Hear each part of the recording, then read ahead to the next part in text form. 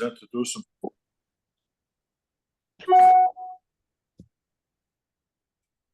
All right. You're good to go, Jay. Okay, all right.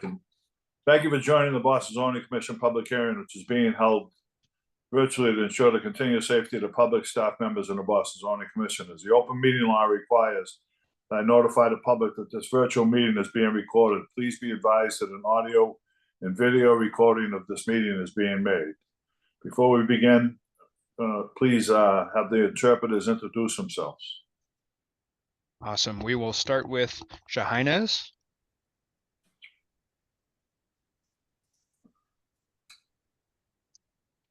Let's see. It looks like you are still muted.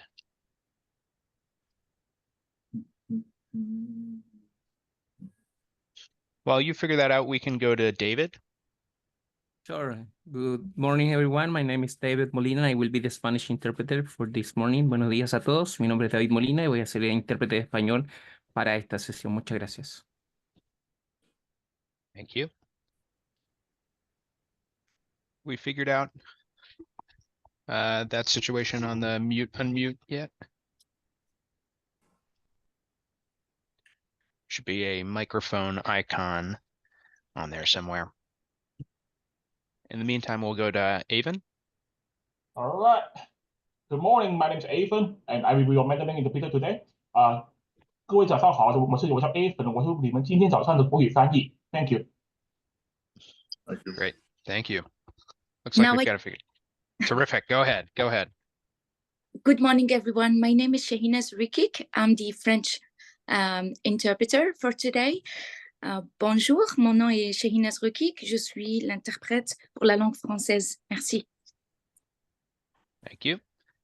You're Go welcome. to Joan. Good morning, everyone. My name is Joan. I'll be the Cantonese interpreter for this morning's meeting. 大家好，我係 Joan， 會係今日嘅廣東話翻譯員。唔該晒 ，Thank you. Thank you. Then we'll go to New and finish up with Jardine. Hi everyone, my name is Như, the Vietnamese interpreter for the meeting tonight, this morning. Xin chào mọi người, tôi tên là Như và sẽ hỗ trợ thông dịch sang tiếng Việt cho buổi nói chuyện ngày sáng hôm nay. Xin cảm ơn. Thank you. Good morning, everyone. My name is Jardine, and I will be your Haitian Creole interpreter for this morning's meeting. Bonjour tout le monde, moi c'est Jardine, et c'est moi qui vais interpréter pour un créole haïtien pour réunion matin. Merci. Terrific. The interpretation channel should now be open. Jay, back to you. All right, thank you, Cyrus. At this point, we'll take a roll call of zoning commission. Jill Hatton. Present. Michael Nichols, I don't believe is with us yet. Michael DeMella. Here. Nelson Arroyo. Nelson. David Ma. Present. Drew Leff. Present. Aisha Miller. Aisha. Midori Morikawa. Present. And Jay Hurley, I am present. Nelson, are you there?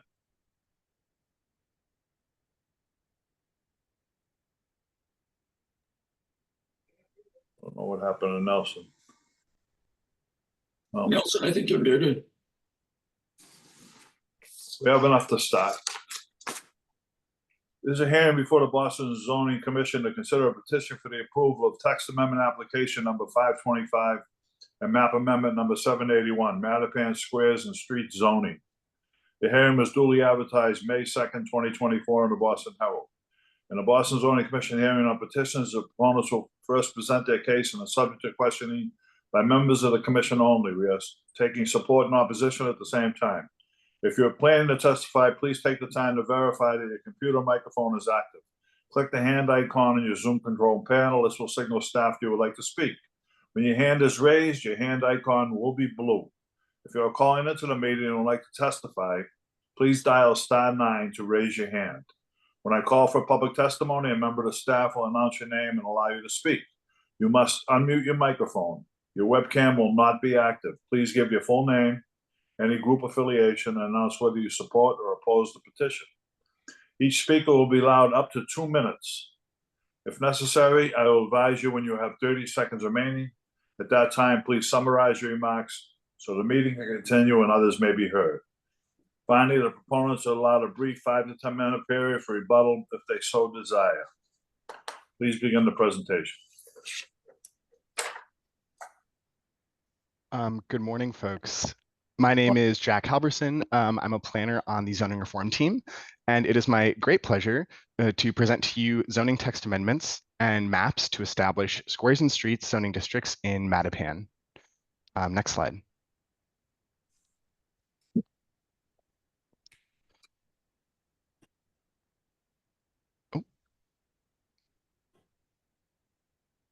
Did we lose? Okay, there we go. Great, thank you. So this is the first place in the city we propose mapping new squares and streets districts. And this zoning is grounded in Plan Mattapan and implements recommendations resulting from that extensive community process. Next slide.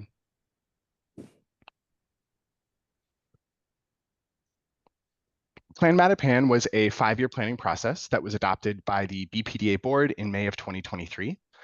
It included a series of actionable recommendations across several different topics like housing, mobility, and jobs, just to name a few.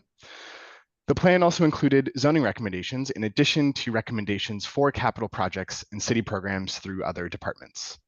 And to talk a little bit more about the Plan Mattapan process, I'd like to introduce my colleague, Kenya Beeman, the BPDA Community Engagement Manager for Mattapan. And next slide as well.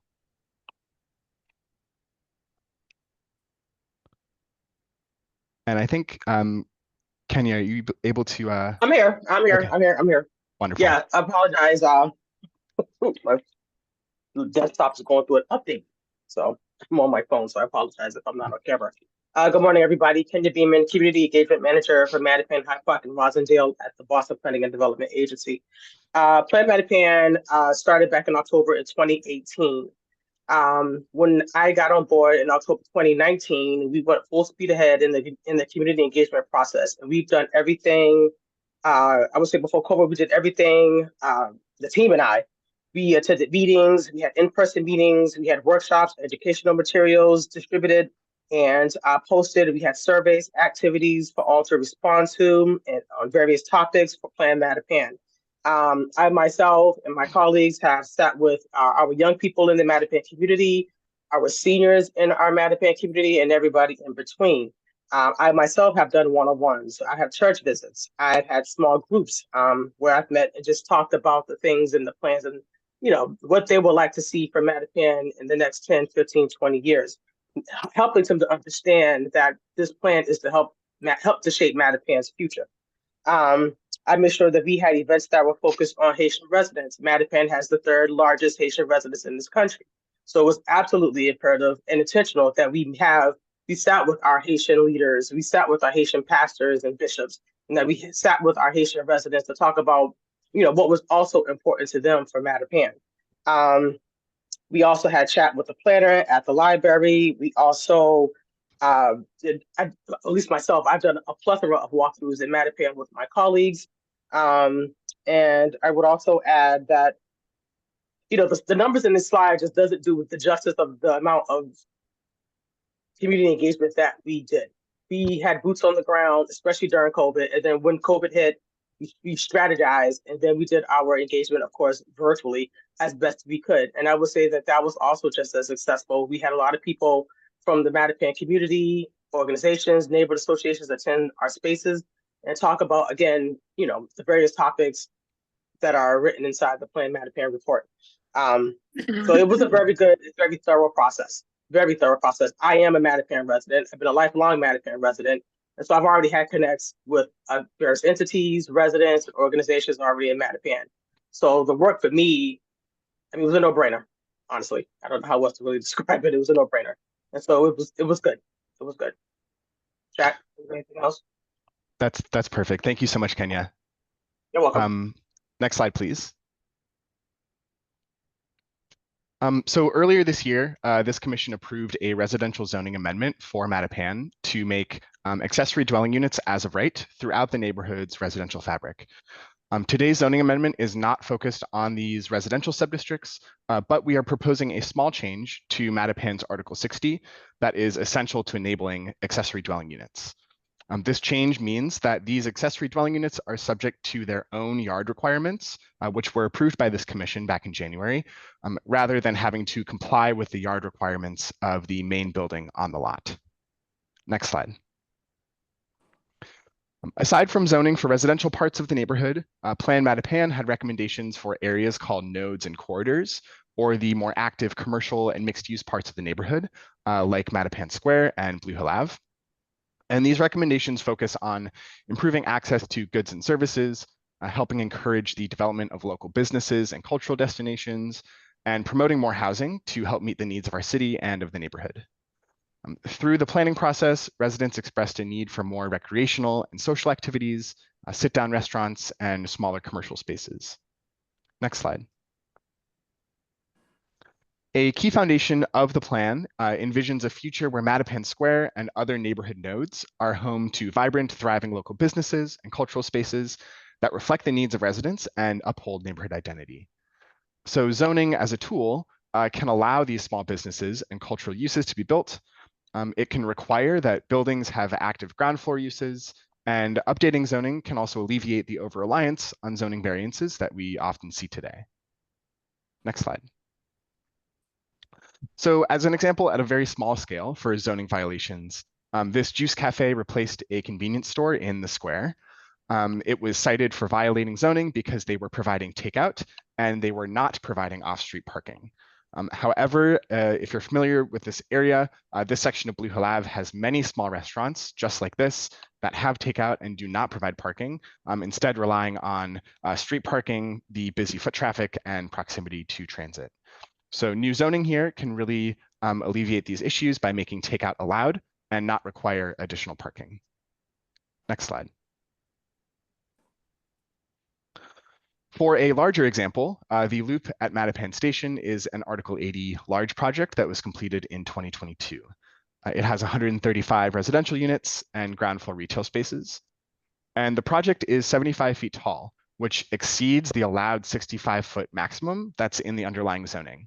And the current zoning actually makes multifamily residential a conditional use.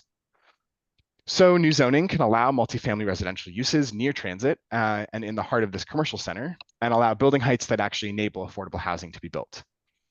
And as a reminder, even if a project of this size does comply with underlying zoning, it does still need to go through the Article 80 process to determine community benefits and improving the project's design.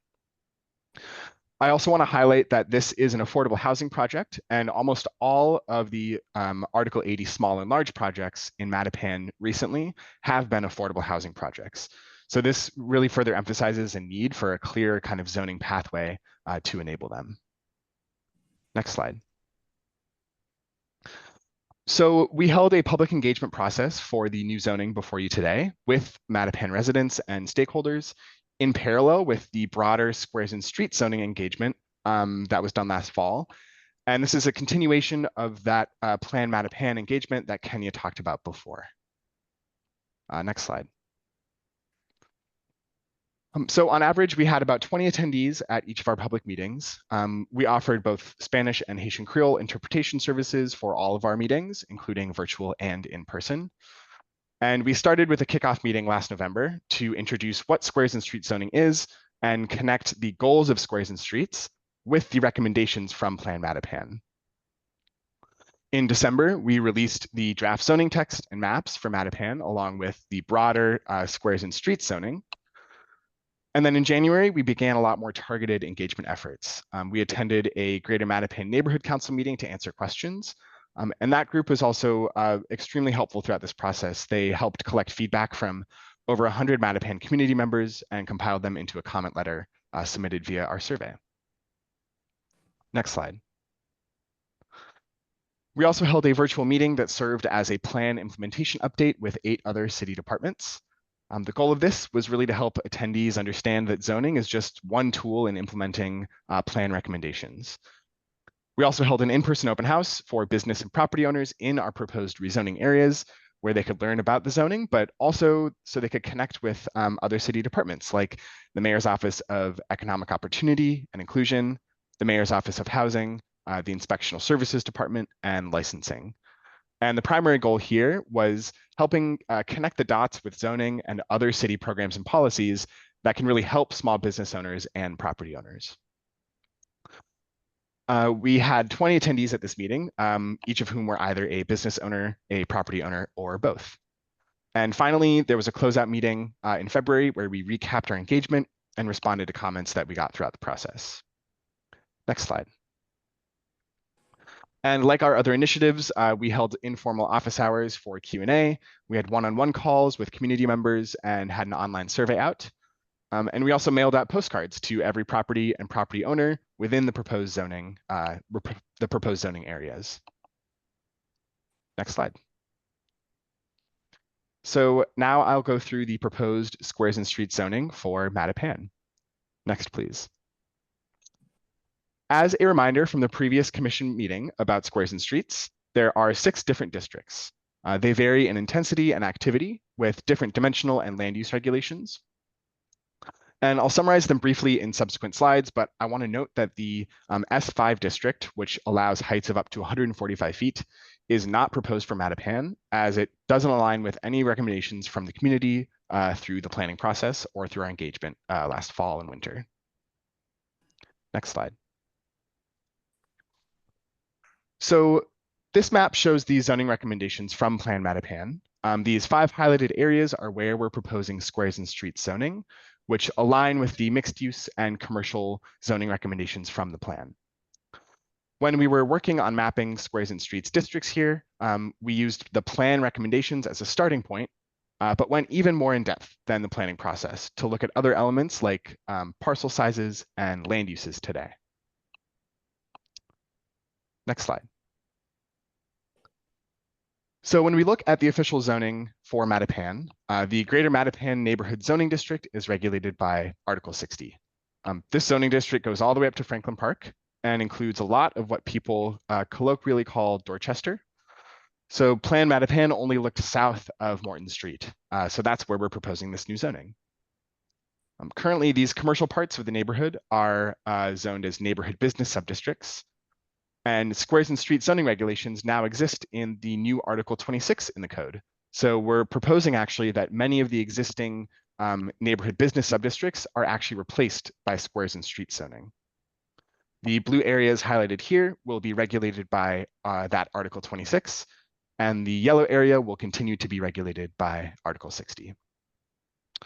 And part of today's amendment is removing the Gateway Development Area overlay districts and residential development incentives in Article 60. And that's because squares and streets districts actually exceed the additional density and height that is allowed by each of those provisions. Next slide. So I mentioned this before, but we did not do a direct one-to-one translation of these existing business subdistricts to new squares and streets districts. Nor did we directly take the zoning map from the plan and just change them to squares and streets. Instead, we mapped these districts in a much more targeted way that reflect the existing conditions, the lot sizes, what land uses are there today, and what types of land uses the community wanted to see in the future. Next slide. The S0 district is primarily residential and provides a transition from lower activity residential areas to mixed use and higher activity squares and streets. Next. S0 is primarily mapped in the periphery of the square, where there are well-established and built-out residential properties. S0 allows for infill development that matches the scale that exists today while preventing some more encroachment from larger commercial land uses. So for example, there's a portion of Blue Hill Ave that has a series of really consistent, well-built out triple deckers that fit into this S0 context. There's also a portion around Fremont and Babson Street where the former St. Angela's School is actually a really great example of maximum build out with 14 units of housing on that site. Next slide. The next district, S1, is primarily residential, but introduces more mixed-use activity and opportunities like neighborhoods, like smaller neighborhood serving retail and restaurants on the ground floor. Next. And S1 is mapped in places that have medium-scale multifamily buildings, like the Cote Village Townhomes or the Mattapan Health and Rehab Center. The area to the west on the map here is actually currently zoned as residential, but it was identified in Plan Mattapan as a key node for more neighborhood-serving goods and services. So these S1 areas are typically places with an existing mix of residential buildings with some ground floor retail, or they're interspersed with small commercial spaces, like along Blue Hill Ave, just south of Morton Street on the north side here. Next slide. The S2 district has small to medium scale mixed use buildings that can fill the entire width of a lot to help create a continuous main street feel. It also introduces requirements for outdoor amenity space like balconies, plazas, and roof decks. Next slide. S2 is most significantly mapped along Blue Hill Ave between the square and Morton Street, where buildings are taller or denser already and have active commercial uses today. The lots typically have zero lot line conditions with that Main Street feel. And we're also proposing this around the Morton Street commuter rail station, where the plan called for a lot more street activity and housing density there. Next slide.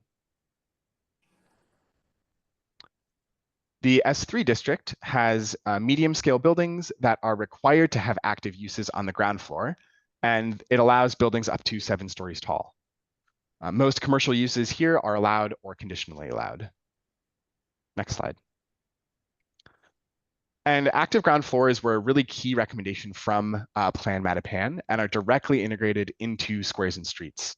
So Mattapan residents wanted to prioritize public-facing commercial activity on the street level to really activate and enliven the square and Blue Hill Ave. Next. The S3 district is proposed for the area around Blue Hill Ave and Morton Street. The lots over here tend to be bigger and have that Main Street feel with the zero lot line condition. And there are already a lot of commercial uses on the ground floor, but mostly just 1-story buildings. Plan Mattapan suggested that this area could really support more housing and more height because of its location at this really major intersection of activity. And there's another S3 area proposed around River Street and Cummins Highway to the south. Again, this is because the lots here are typically large and have a lot of active uses there today. But also S3 is really appropriate here because even though it's adjacent to a residential subdistrict, its building width and floor plates have maximums that really help to transition from residential into the more intense heart of Mattapan Square. Next slide. And finally, the S4 district allows medium to large scale mixed use buildings with the widest range of uses. And uses here aren't as restricted to the ground floor, and even larger land uses are conditional or allowed. Next slide.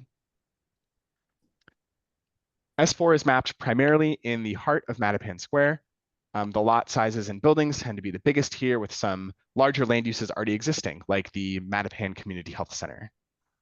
A lot of the businesses are single story and have the potential to support additional community space, cultural space, or housing on upper floors.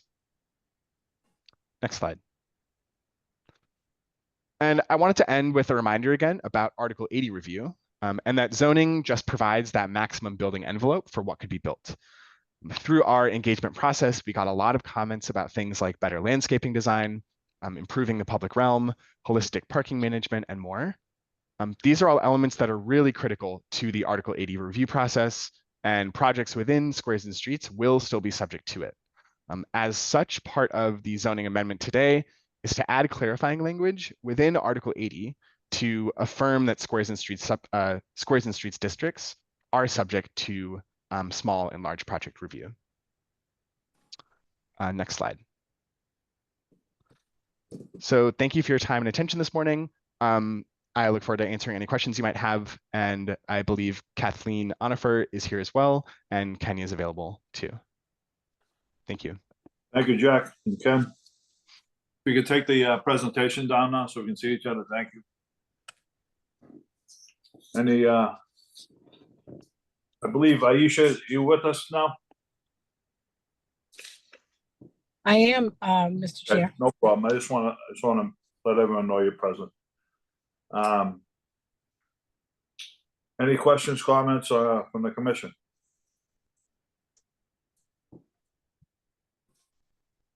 Go ahead, Drew.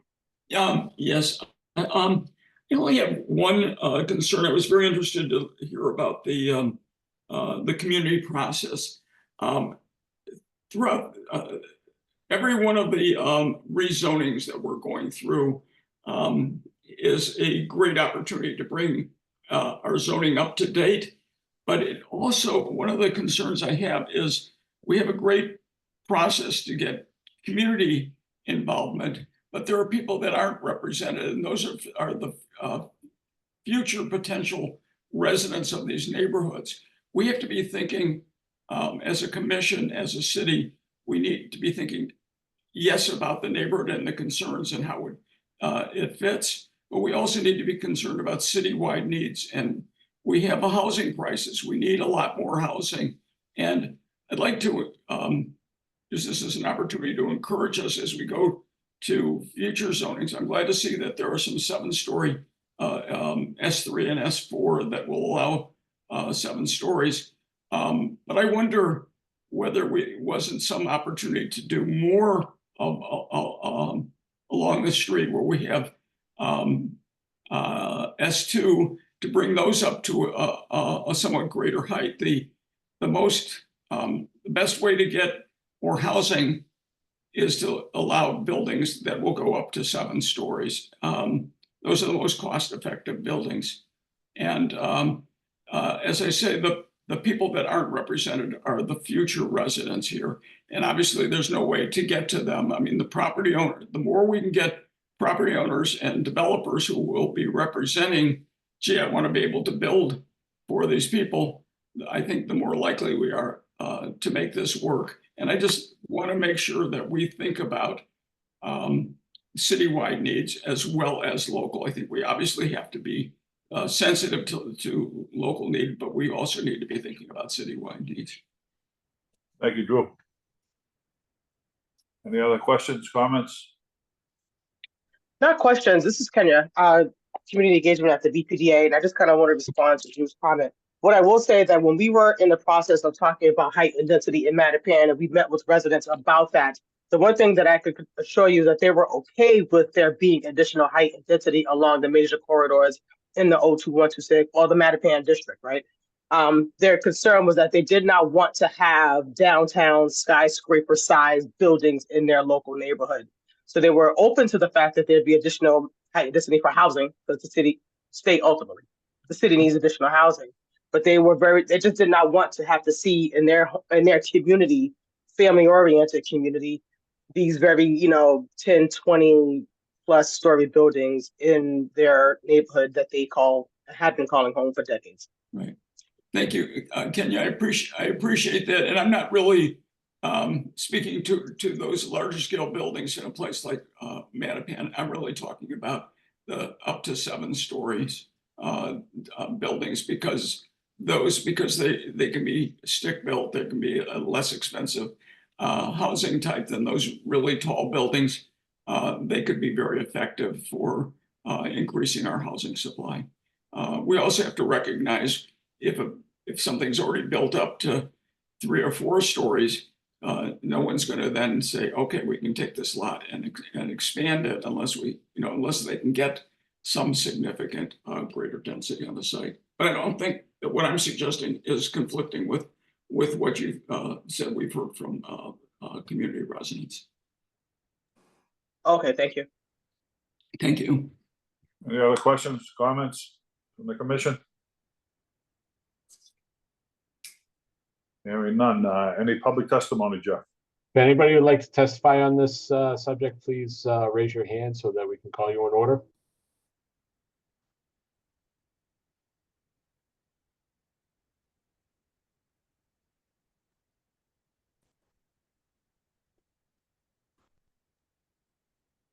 Fatima, go ahead. Hi, Good morning. My name is Fatma Ali Salam. I'm the chair for the Greater Mattapan Neighborhood Council. On behalf of the GMNC board, I just wanted to make the remark that the GMNC has worked with the BPDA during the last over 4 years, going through countless meetings in person as well as online. When Squares and Streets came up, we took the added efforts to make sure that our community did get a chance to respond back to the actual proposed codes. Some things people were glad to see, some things they questioned, but we did give back responses. The largest learning part, I think, that we came away with is learning how certain things are very important, in particular to this community. The use of design as part of codes and how that can look in the future. The other items in addition that we looked at that everyone walks away with, and my favorite phrase, to which I'm sure Kathleen knows very well, I personally have never met a zoning code that did not want to be amended. So with that, I look to the future of knowing that code is living. It's never supposed to be stagnant and codified as if it was the will of God. The way to move forward, we believe, is to make sure that regardless if it is something that is residential or commercial, that we are taking good design first and foremost and making sure that no harm is done. Thank you. Thank you, Fatima. Anyone else, Jeff? Nope, that's all I have, Mr. Chairman. Well, Michael Nichols, you're with us too now, right? Yes, I'm present. Thank you, Michael. All right, at this point, we're going to close out this portion of the hearing and enter our business session. Questions, comments, motions?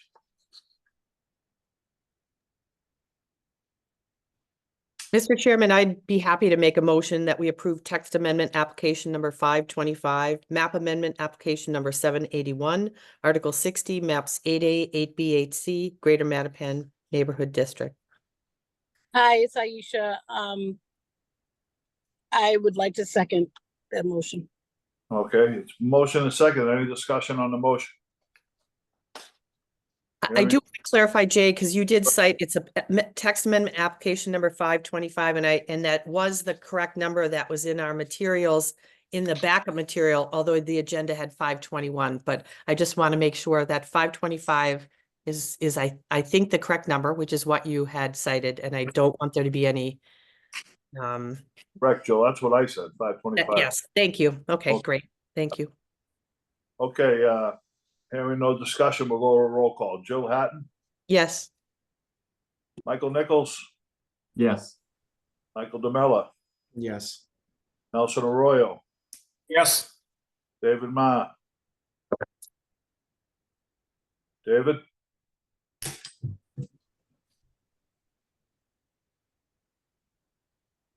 I know you're there, David. We'll skip David for now. Drew left. Yes. Aisha Miller, Yes. Midori Morikawa, Yes. and I vote yes. Jay Hurley. David, you there?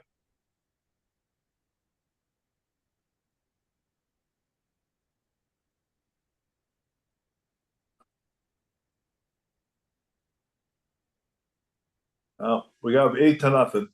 It's a unanimous vote. Without David, it's still 8-0. Congratulations and good luck. Hey, Jay, sorry about that. Yes, missed you that. win a row. Yes or no? Yes. All right, it's a 9-0 vote. Unanimous vote. Good luck. Thank you. Thank you. We'll now jump into our next meeting. There's a hearing before the Boston Zoning Commission to consider a petition for the approval of text amendment application number 520, a map amendment application number 772, open space stadium zoning. The hearing was duly advertised on May 2nd, 2024 in the Boston Herald. In the Boston Zoning Commission hearing on petitions, the proponent will first present their case and is subject to questioning by members of the commission only. We are taking support and opposition at the same time. If you're planning to testify, please take the time to verify that your computer microphone is active. Click the hand icon on your Zoom control panel. This will signal staff you would like to speak. When your hand is raised, your hand icon will be blue. If you're calling into the meeting and would like to testify, please dial *9 to raise your hand. When I call for public testimony, a member of the staff will announce your name and allow you to speak. You must unmute your microphone. Your webcam will not be active. Please give your full name and a group affiliation and announce whether you support or oppose the petition. Each speaker will be allowed up to 2 minutes. If necessary, I'll advise you when you have 30 seconds remaining. At that time, please summarize your remarks so the meeting can continue and others may be heard. Finally, the proponents are allowed a brief 5 to 10 minute period for rebuttal if they so desire. Please begin the presentation. Jay, if you want to hold on a second, we're waiting for an interpreter to get on for this hearing, so we may have to pause for a couple of minutes. Okay. I also wanted to state for the record that Drew Leff will not be present at this hearing. He has a conflict and has recused himself, so he has dropped off the meeting. Okay, thanks. So I'll wait. I'll give you a heads up when the interpreter is jumped on.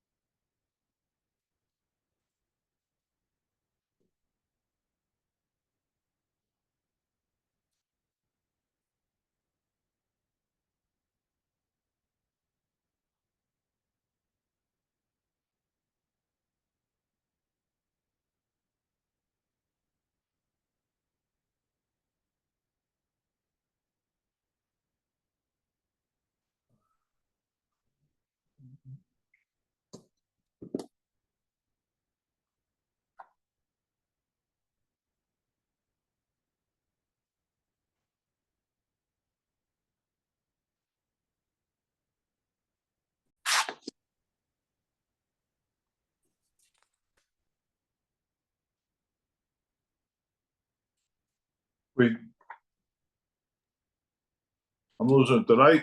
Didn't I already do the opening? Yeah, you're good. Okay. We can go right into the presentation. Great. Thank you, Commissioners. Kathleen Onifer with the Boston Planning and Development Agency. Here presenting an amendment, text amendment and map amendment to Article 33 of the zoning code that would establish new open space stadium districts and apply them in 2 locations across the city. Next slide, please. Article 33 is a special section of the zoning code that provides citywide zoning districts for parks and open spaces, recognizing that these are unique land uses within the city. The purpose of this article is to encourage preservation of Boston's open space, to enhance the appearance of neighborhoods through the protection of open space, to distinguish between different types of open space, varying from community gardens to shoreland, to coordinate between state, regional, and local open space plans and regulation, and mitigate the effects of noise and air pollution to ensure adequate natural light and air for these different types of open spaces. And so throughout this picture images, we're going to continue to share places that are included within open space zoning in the city. Next slide, please. There are currently 9 open space subdistricts in Article 33 that are mapped across the city. And some of these places, as well as the mapping designation of subdistrict they have, are included on this slide. Those 9 districts are Community Garden, Parkland, Recreation, Urban Wild, Shoreland, Waterfront Access Area, Cemetery, Urban Plaza, and Air Right. And so these represent very different types of open spaces in the city where different types of amenities, activities, and uses occur. Next slide, please. We are proposing as part of this amendment to add a new subdistrict to Article 33 for a different type of open space. This would be a stadium open space subdistrict that would create a new stadium and public amphitheater zoning district in order to enable greater investment and more amenities in the city's open spaces that are significant public destinations, such as stadiums and public amphitheaters. This new subdistrict would apply to land appropriate for and limited for active and passive recreation. It requires the administration of a public entity or nonprofit organization that is dedicated to those active and passive recreation uses, and would allow uses to support the use of a stadium and public amphitheater for active and passive recreation, including accessory retail, restaurants serving alcohol, and entertainment uses. Next slide, please. And so the specific language that would be added to Article 33 is included here. It says stadium open space subdistricts shall consist of land appropriate for and limited to active or passive recreation uses, including stadiums and outdoor amphitheaters, when such uses are administered by a public entity delegated to carrying out the land uses allowed in this article, or their designee, except that a private person, entity, or conservation trust shall not in any instance administer such uses unless designated by a public entity, or a nonprofit organization established for the purposes of carrying out the land uses allowed in this article. Can include accessory retail, restaurants serving alcohol, and entertainment uses when supporting a stadium or outdoor amphitheater use, accepting any uses as may be prohibited for publicly owned land that is permanently protected open space under Article 97 of the amendments to the Constitution of the Commonwealth. This subdistrict recognizes that public stadiums and all open spaces are subject to many layers of additional regulation, both in terms through public ownership of the land and particularly through state regulation that requires the conservation of public open space. Next slide, please. We had proposed in adding this subdistrict to apply this to 2 existing stadiums that would meet this definition of open space public stadiums. One, the East Boston Memorial Stadium, and one White Stadium in Franklin Park. Next slide, please. East Boston Memorial Stadium is located in East Boston Memorial Park, and as part of the action before you today would be rezoned from an open space recreation subdistrict to an open space stadium subdistrict. This parcel is included in permanently protected open space under Article 97 of the Constitution of the Commonwealth because it is administered by the Boston Parks Department and is included in the submission that we've made to the Commonwealth under that legislation. So this rezoning will not enable any changes to the function of East Boston Memorial Stadium. However, we do believe it will more accurately reflect its current use and the importance of the stadium as a major amenity to this park space and to the community of East Boston. Next slide, please. The second place that this zoning would be proposed to be applied would be to the parcel containing White Stadium in Franklin Park. This would be proposed to be rezoned from an open space recreation subdistrict to an open space stadium subdistrict. This rezoning will support White Stadium's function as a major community resource and enable future investment. It also supports planning recommendations in the Franklin Park Action Plan, which named the Playstead area, including White Stadium, as a major magnet with a need for increased public amenities and investment. Next slide, please. The text amendment before you also has minor references that reflect the addition of a new subdistrict, including in Article 3, Article 8, and within different provisions of Article 33 to ensure the functionality of this code. As part of the public engagement on this effort, many community members highlighted for us that other areas of Article 3 refer to organizations that have been reformed or reconstituted or renamed, such as the Boston Natural Area Fund and the Metropolitan District Fund. So those references have been updated to provide a more consistent and functional code. Language further explaining the open space district abbreviation and how it is indicated on its zoning maps was added to section 3318 in recognition of how the city has advanced how its zoning maps are displayed in digital formats. Next slide, please. The amendment was published on December 12th as legal language starting a public comment period. And a public meeting was hosted on December 19th dedicated to this zoning amendment. As highlighted, we received a number of public comments dealing with provisions of the article that may have been out of date. That public comment period ended on January 8th, and then that went before the BPDA board for a vote to petition you on January 18th. Next slide, please. This process is aligned with the White Stadium revitalization project. And so we are including here information on the Article 80 timeline for this project. Throughout in bringing the zoning amendment, we've been transparent and clear with the community that this zoning, while applying to both White Stadium and East Boston, is in relationship to the proposed revitalization of White Stadium through a public-private partnership. My colleague Morgan McDaniel at the city is going to provide further information on the project to you as a commission here today, as well as the next steps in that process were you to advance the zoning change today.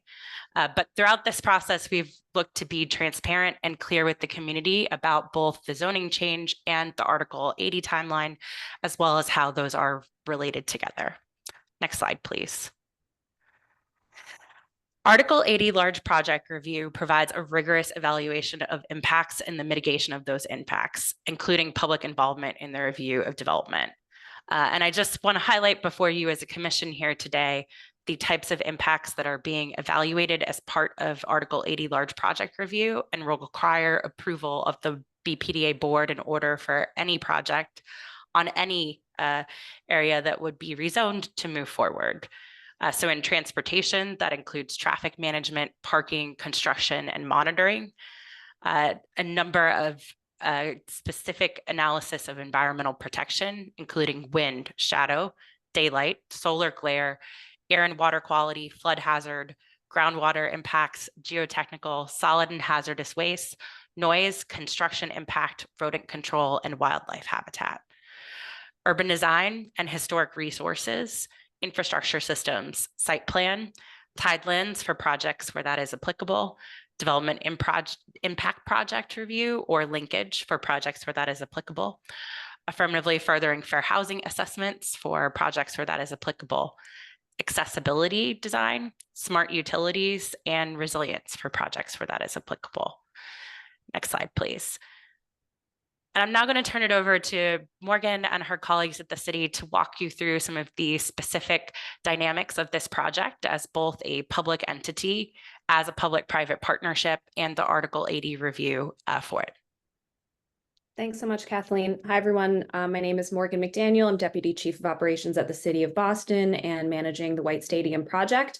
I'm happy to make a presentation here today. As Kathleen mentioned, we want to make sure that we are being transparent. In some initial briefings with commissioners, we were asked to provide more information on the subject of the White Stadium project itself. This deck is a little lengthy. In the interest of being comprehensive, we wanted to err on the side of providing more information rather than less and make sure that accurate information is shared. Next slide, please. All right, so I'll just do an overview of the project and why we feel it's important. Next slide. Folks may have seen this slide before if they're following the community process. The White Stadium renovation has been discussed for decades.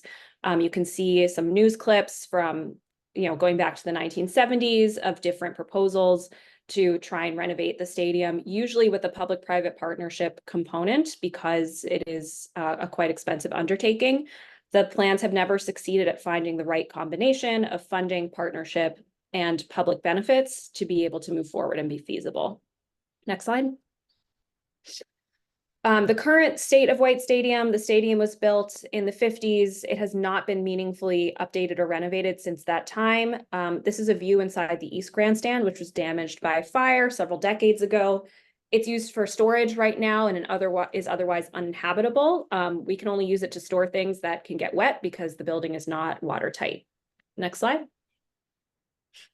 And then the East Grandstand is where the BPS Athletics Department currently lives. It's where students use locker rooms. It is not up to code. It is not accessible. We also have staff that are working out of these offices every day. They're very dedicated, and we, are really excited to be able to bring them into better conditions. There's poor heating, there's no AC, there's no water available outside in the winter, so we do not have public bathrooms available. Next slide. And then just want to share some of the current external site conditions. So a main concern you can see in the middle is that the ground has a lot of drainage issues, so it gets very swampy when wet. You can also see on the right that the fencing around the area south of the stadium cuts it off from the playstead, and then it also is overgrown with sort of bushes and weeds. And then all the way on the left, you can see that the circulation around the site is very unclear. We call this spaghetti junction, and it's a condition that we are looking forward to improving and remedying. Next slide. So the goals for BPS for the revitalization of White Stadium are to renovate and modernize the athletics department facilities and make these spaces more accessible to park visitors. So that's, actually having nice locker rooms, appropriate athletic equipment and storage, appropriate offices, and regulation size track and field. Currently, BPS only has a 6-lane track. That means that it is not regulation size, and so our students aren't able to qualify for state track meets because they are not able to compete on a regulation size track.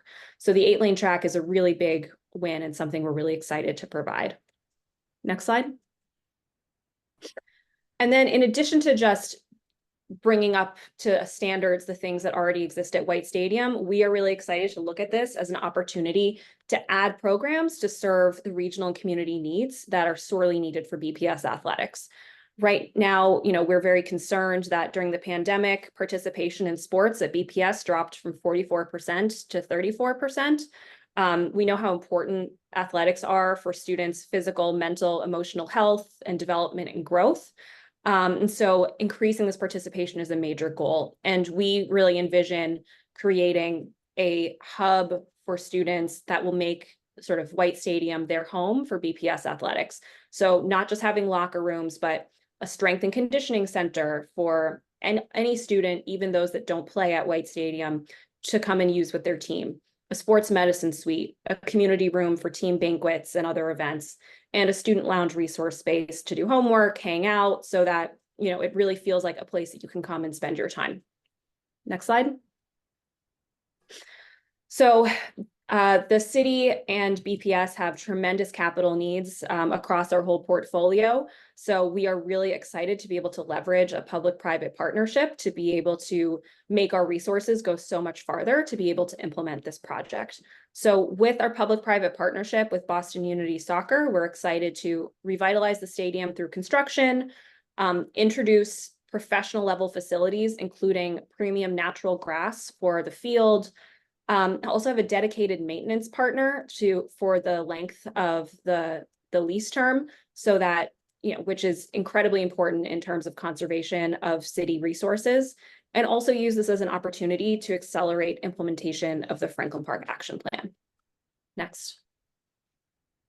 And then we're also really excited about the prospect of bringing a women's soccer team, the National Women's Soccer League team, to Boston. We think that it has a tremendous opportunity to boost community pride, be really inspirational to our student athletes who will be sharing a facility with these professional athletes. And we're really excited about Boston Unity Soccer's commitment to connecting the team with BPS students and providing those sort of mentorship opportunities. Next slide. So I'm going to talk a bit about design and program. I'm going to give an overview here. We are in the middle of a series of in-depth design meetings. Our next one is on May 30th, so we encourage folks to attend who want to get in deeper on the proposed design. Next slide. So first, I just want to address questions about usage of the stadium. One of the reasons we're so excited about this partnership is that, and why we see it as such a beneficial thing for BPS, is that after the renovation, the city and BPS will retain the vast majority of usage of the stadium. So here's a sample calendar of what sort of usage would look like after the renovation. This is a sample from the month of August, which we chose because it sort of covers summer going into fall. You can get a taste of a few different seasons.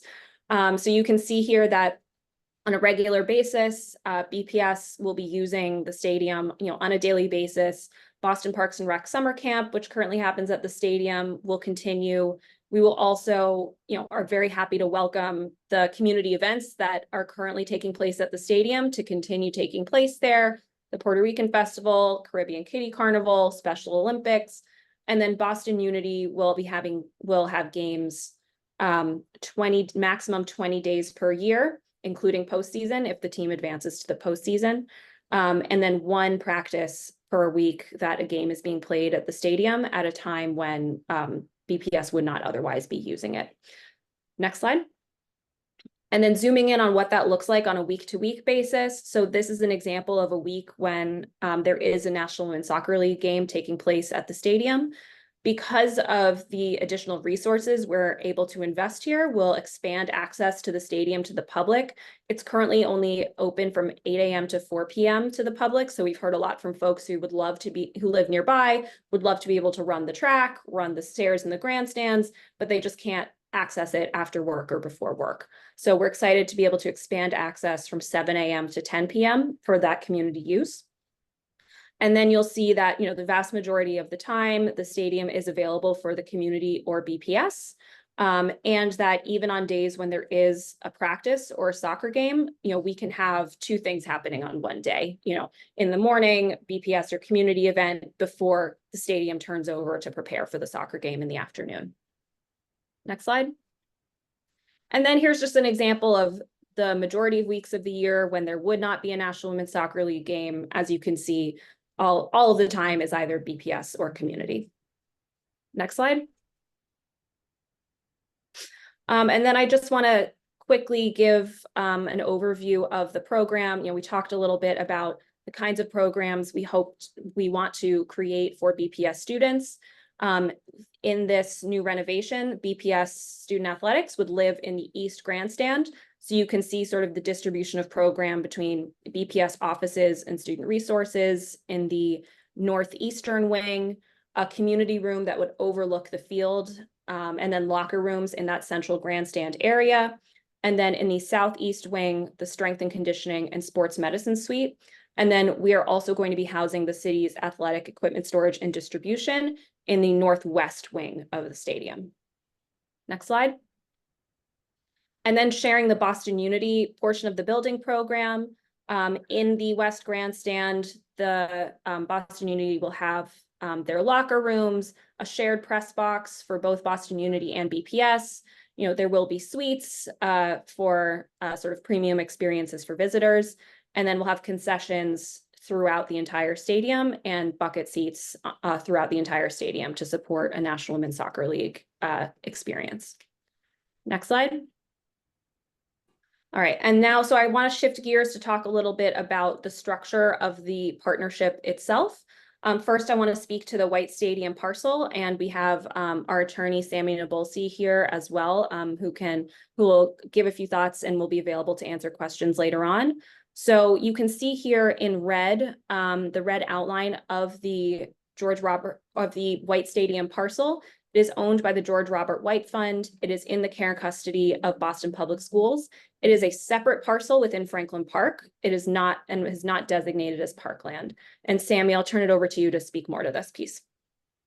Sure. Good morning, everyone. My name is Sammy Nabulsi, and I'm outside counsel to the city on this project. And it's been a pleasure working as part of Morgan's team to deliver this state-of-the-art facility for Boston's kids. As Morgan said, the parcel was, I think through a transaction that occurred in the mid-1940s, the parcel became owned by the George Robert White Fund. And so for all intents and purposes today, the stadium and the parcel that it sits on is owned by the George Robert White Fund, which is housed currently in the City of Boston's Treasury Department and is supported by staff in Treasury.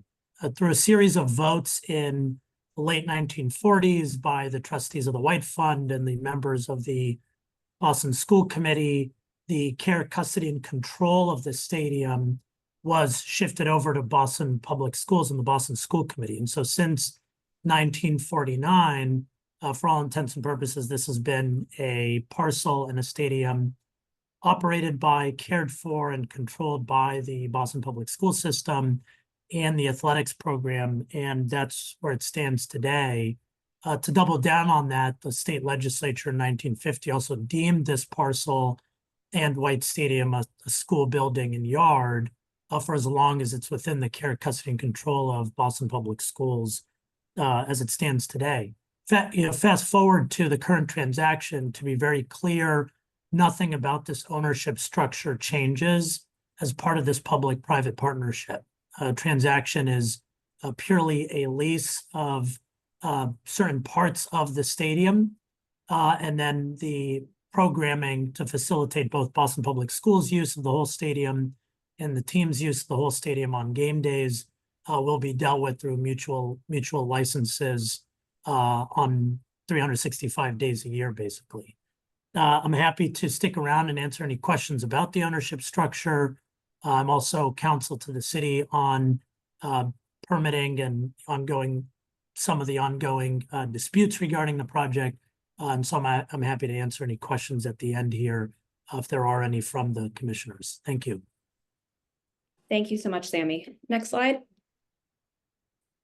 So speaking a little bit more about the structure of the partnership, we are sort of having because this is a partnership, the city will be constructing a portion of the project. Boston Unity will be constructing a portion of the project. The way that we are dividing it up is that the city will be rebuilding the East Grandstand where that BPS athletics complex will live.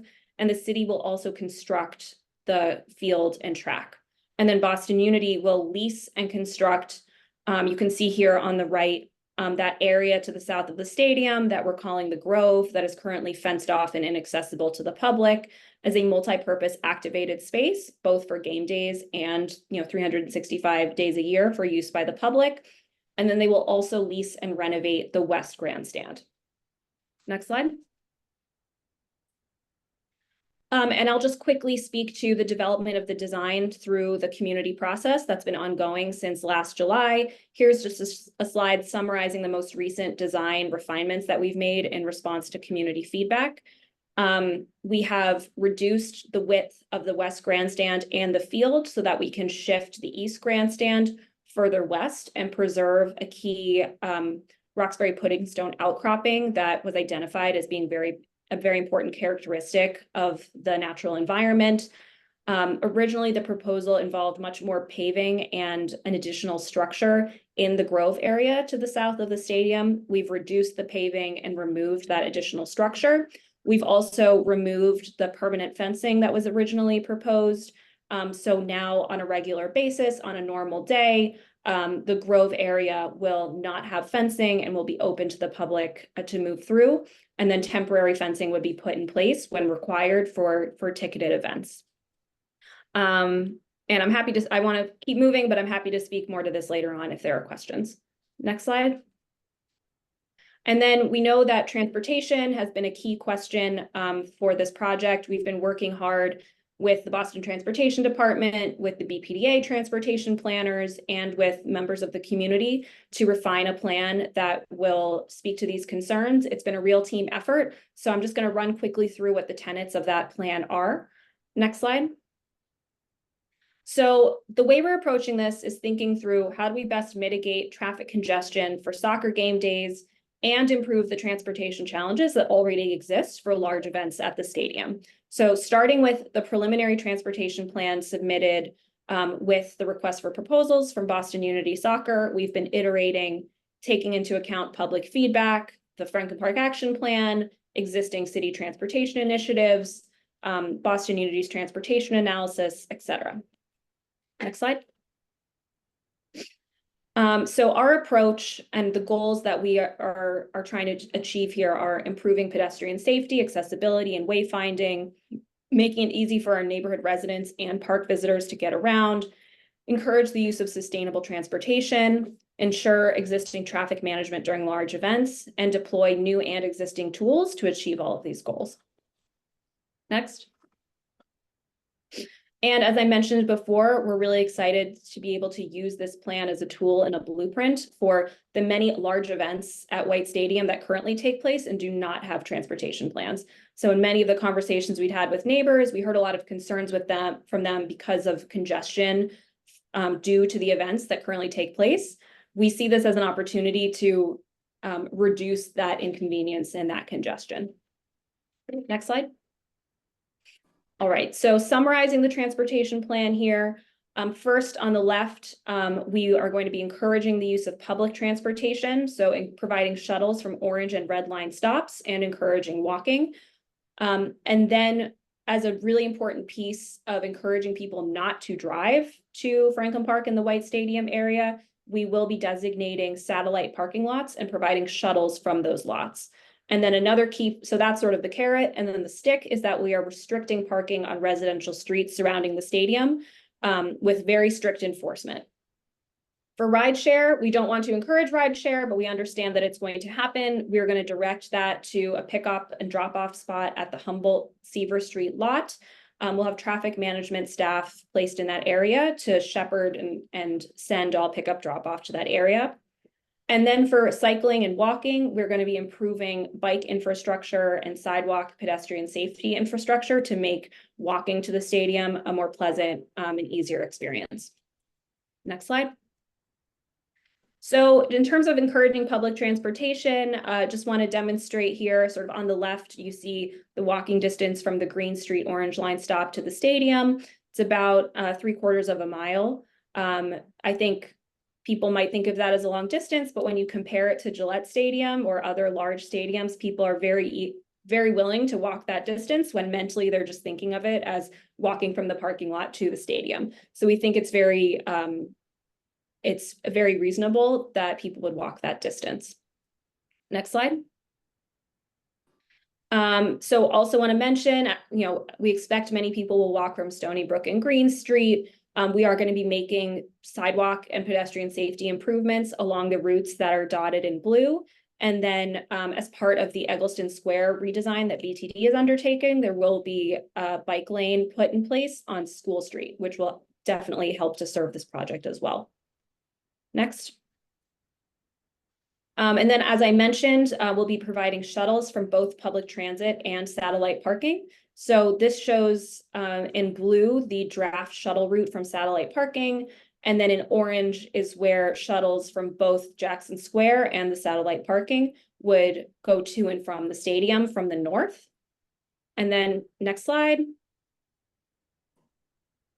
Oh, I'm sorry, I skipped a slide there on the other shuttle routes, but I'm happy to pull that up later if necessary.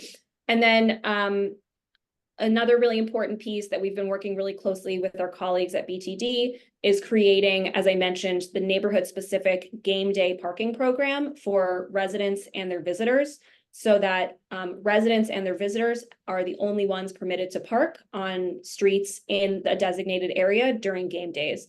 And this will be a deterrent for people driving to the stadium. Parking will not be available, but it's also meant to protect and preserve parking for residents who just want to go about their daily lives. So what we're proposing is one resident sticker per vehicle registered to an address in the designated area, and then one visitor parking placard per residential unit. Next slide. So here's an example of how that might work. We have a few different examples here. On the left, we have Daniel, who owns a building with 3 units. He uses as short-term rentals. Because he has 3 units, he would receive 3 visitor placards that his tenants would be able to use. In the middle, we have Maria and Julio. They have 2 cars registered to their 1 unit address. Each of those cars gets a resident sticker because it's 1 sticker per car.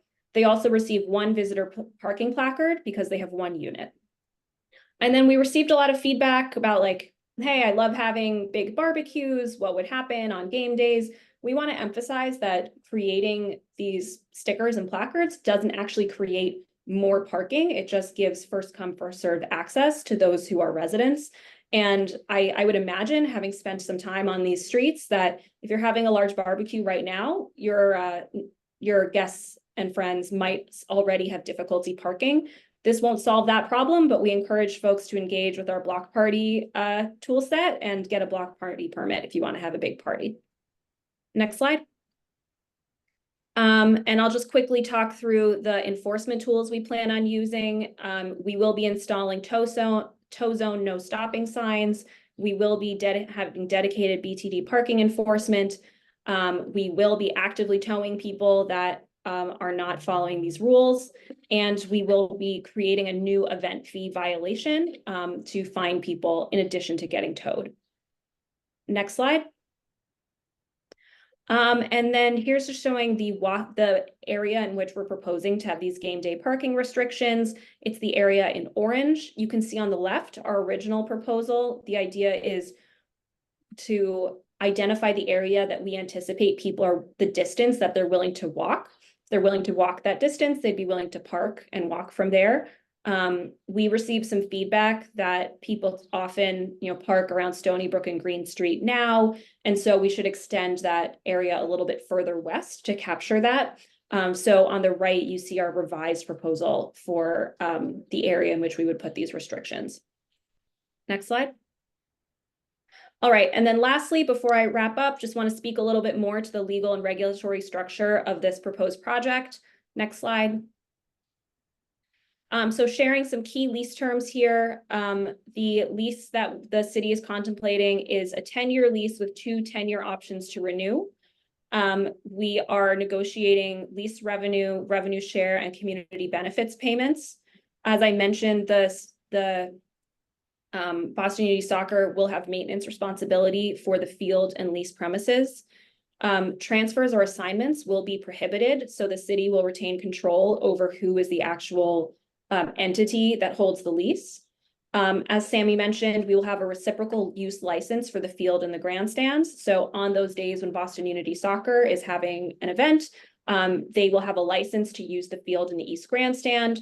When the city is having a large event, we will have a license to use the West Grandstand. A really important provision is scheduling priority. So as the city and Boston Unity are collaboratively scheduling each year, first on the priority list is city major events that are held at the stadium. So those would be like blackout dates that games cannot occur. Then the city and Boston Unity will collaboratively schedule BPS games and National Women's Soccer League games. Then all of the rest of the time, priority goes to BPS and the city for practices and other community events. Only then can Boston Unity schedule 1 team soccer practice for each week that there is a home game at the stadium. And we imagine this would happen perhaps in the mornings, when students are in school, and so therefore BPS is not using the field. Next slide. So just quickly showing where we've been as we've gone through a sort of lengthy community process on this project. Starting in the beginning of 2023 is when the city underwent a feasibility study on the renovation of the stadium and what we would want to see in a renovated stadium. In July is when we first shared Boston Unity's presentation for their proposal, and they were designated as the preferred bidder on the project. Since then, in the fall of 23, we had multiple public meetings as we were internally providing review and feedback and refinement on the design and beginning to collaborate on the design of the 2 sides of the stadium together. In December, Boston Unity filed their project notification form for Article 80. And so January through March, April, we continued to have public meetings while we had a public comment period and the BPDA and other city agencies were doing their official review of the project. In April, we started coming back with more targeted public meetings showing how that feedback and comment had been incorporated in an updated design. So as I mentioned, we have our 3rd design meeting coming up on May 30th and our 3rd IAG meeting coming up on June 5th. Next slide. So here's another way of summarizing that, sort of going vertically through each regulatory body. So, we're going through the BPDA process. The project is also being reviewed by the Parks Commission, the Landmarks Commission, and the Boston Civic Design Commission. And I think my last slide is city processes separate from the regulatory process.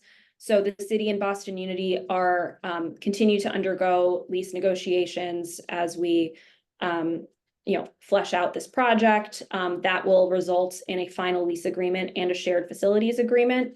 And then we are engaging in a collaborative process to design the stadium that will meet the city's needs. Currently, the city is undergoing the selection process for the construction manager for the city's piece of the construction. And that's it for me. Thank you so much. Thank you. Thank you all. We just wanted to make sure we highlighted for you, because the zoning is, if this were a public facilities project, this would not require a zoning review. It is these complicated and important intersecting regulatory processes, including the public-private partnership that Morgan and the entire city team and BPS team has put together that makes this subject to zoning, and why we're bringing it forward to you here today. So we're happy. Thank you for bearing with us as we really walked through those details, because we think it's important to the action that you take and for transparency of these changes. Okay, can we take the presentation down so we can see each other? Thank you. Any questions, comments from the commission? I have a question for Sammy, please. Thank you for giving us the history, Sammy. You jumped right into the 1949 item that articulated care and custody shifted to BPS and the school committee, and then in 1950 the state deemed the school building and yard deemed the White Stadium as a school building and yard. So I guess could you just speak to could you provide a layman's overview, given that I'm sure you are intimately familiar with the trust agreement and the relationship with the administration by the Boston Public Schools. Just what are the components of that arrangement that give BPS the ability to, you said the ownership structure doesn't change, and this is a lease with Boston Unity Soccer, but just given that we're all aware of the ongoing litigation with this, can you just speak to your view on how the trust provides for BPS to enter into this transaction, so that if we proceed with our approval on this, that we're not, I just think we need to understand your position and how ironclad it is before we could proceed with something this significant. Yeah, the good answer to this is it's actually really, clear and straightforward. So the trust agreement comes from a large will that actually is divided up in a number of articles after George Robert White died. Article 14th of his will was his disposition of his assets to the city, and it was through the form of a number of real estate holdings that he had. And in Article 14th, when he created this, when he handed these assets to the city and he called for the management, what it said is that that the city, I'm giving these properties to the city, and that the city may manage and transact the business of the George Robert White Trust through any and all of the city's departments. And so in addition to the votes that were taking place by the trustees of the George Robert White Fund, the Boston School Committee, and then when the legislature swooped into act in 1950, on top of that, the will expressly provides that all of the business related to White Fund properties and assets and the corpus and any net income is to be transacted by any of the city departments. And that's the authorization in the will itself that allows the Boston Public Schools and has allowed the Boston Public Schools to have care, custody, control, enter into agreements related to, permit, what have you, anything that's happening at White Stadium. Thank you. Thank you. And I just have another quick question for Morgan, and then I'll yield the floor. Well, actually two, just quickly, just to clarify, the game day restrictions slide you put up and the parking stickers and visitor placards you put up, they both apply equally to the area that you had in shaded peach on the who is eligible to get those stickers and placards, as well as the game day restriction parking that will go up. Is that area covered both, so that people in that area would get a parking sticker? So not everyone in Jamaica Plain, for example, will get a parking sticker. That's correct. So the parking sticker and placards would apply to residences in that area in orange and would apply for game days. So if you have a sticker that restricts parking to those with stickers for game days, on regular days of the year, there is no parking restriction in place. Well, thank you. I just want to make sure both slides tied to the same map. And then the last thing I'll ask is just typically we see detailed slides on exactions, community benefit packages with numbers. And in this case, to me, the biggest takeaways are, you talked about a lot of improvements like bike lanes, sidewalk repair, shuttles. And then I also think of ongoing maintenance of the city's share of ongoing maintenance of this as a big issue, given what has happened over the past 65 years, where it really hasn't been maintained. Can you kind of speak to the economics of that? And maybe you're working on some of that with Boston Unity Soccer, but of course the city's going to have obligations in that too. Can you just speak briefly to who is paying for all of these important elements to the community to accomplish this deal? Sure, I can speak generally. The specific agreement is still in negotiation, so if you'll forgive me, I won't go into specifics. And I just want to add, I think perhaps when you normally see those details, it's because perhaps a PDA agreement is coming before you, whereas this is a little different. So I sort of wasn't coming to present those specific mitigations that typically go through the BPDA. So the Boston Unity Soccer is committed to paying rent, revenue share to the city. Those specifics are being negotiated, but what has been presented publicly is, in addition, a $500,000 per year community benefit fund. And that community benefit fund will have community governance and will be distributed along to entities advancing sort of 4 key pillars that we think align really well with this project, which are improvements to Franklin Park, supporting BPS and youth development, supporting local businesses, and sort of the health of Black and Brown communities. And then thinking through the rest of, if we start with sort of capital investment, the division of the capital investment is that, Boston Unity will be constructing the proposed improvements in their lease areas. The city will be constructing the East Grandstand and the field, but any improvements needed on, in the city's area of responsibility to bring it up to the level of a National Men's Soccer League stadium, Boston Unity would be responsible for those costs. So for example, if the city constructed a stadium, we would, build bleacher seats. It's important for the National Men's Soccer League to have bucket seats. That difference in cost will be a Boston Unity cost. And then for ongoing maintenance, I think we are still working through those details of specifically how maintenance will be shared and that economic value. But a really important key point here is maintenance of the field itself.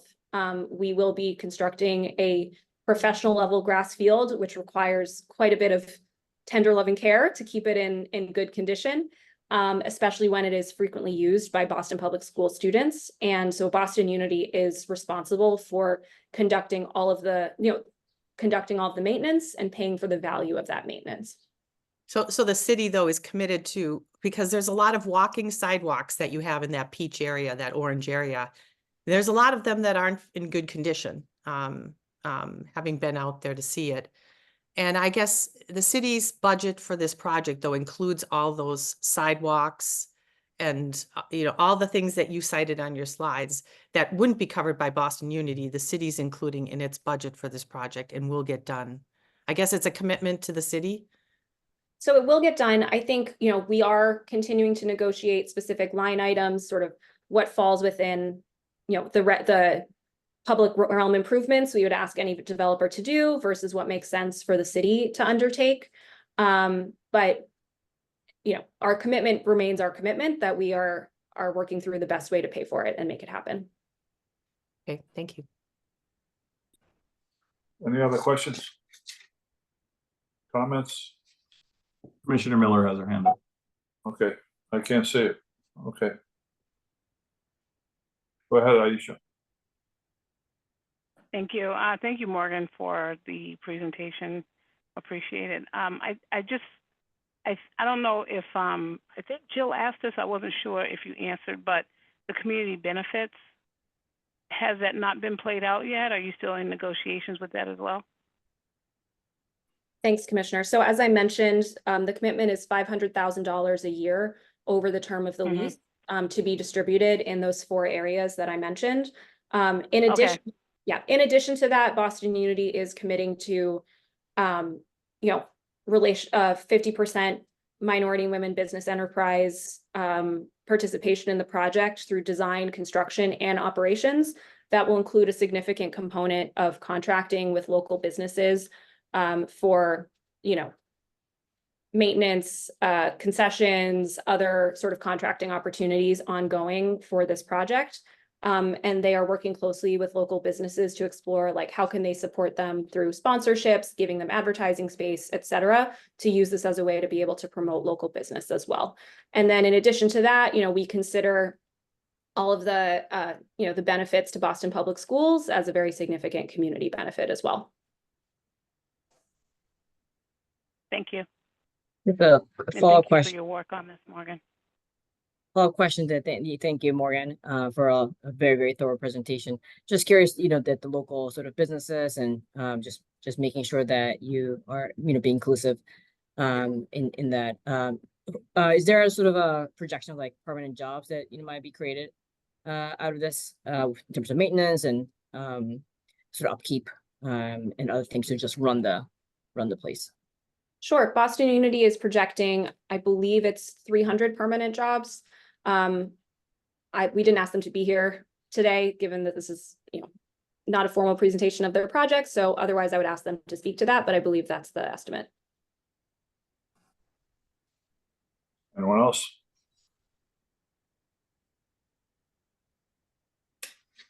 Any public testimony, Jeff? Yes, sir. Karen, go ahead and unmute yourself. You can speak. Hello, can you hear me? Yes. My name is Karen Monty Burdick. I'm president of the Emerald Necklace Conservancy, and Commissioner Hatton, Commissioner Miller, and others. I really appreciate your questions. Unfortunately, I think the project before you, which is really needed, and everyone wants White Stadium to be renovated for the public, there's no question. We're excited that the mayor has put $50 million towards that goal. However, this project and what you're being asked to do is not supported by any neighborhood organization or park group. There have been, I think it's important that you know that. I think it's important that, yes, there is ongoing litigation, and there are 3 major questions that are outstanding in that litigation. The White Trust is forbidden from entering into joint undertakings like the one that is being considered here. This project did not go through Article 97, and many of us find it we are incredulous that people are not considering that green space to be Article 97 subject. The city essentially stated that the Parks Department had made an error when it listed it as Article 97 in the document they've been submitting for the last several years. But that is public land, and it requires and deserves public consideration according to the state's laws, and it is not being treated that way. This is why 20 community leaders and others have all brought litigation against this project. It's a public project that is supported by all, and you need to be very aware that this and other objections have been made by the Landmarks Commission and others about the scale and nature of this project. No one spoke to the public about this public-private partnership before it was announced. And that is not how I believe the city of Boston likes to do things. And it is not supported by the communities that surround the park and use the park. The Franklin Park Action Plan, we'll finish. You'll be getting all of this in writing, and I really regret the way the city has moved forward with this project. I believe it's proceeding at risk. Next speaker, please. Chair, would it be possible for our attorney to respond to some of the comments Karen made? Yeah. Hold on a second, Morgan, please. Wait until testimony's done. Okay, you'll have a chance to rebut. Okay, thank you very much.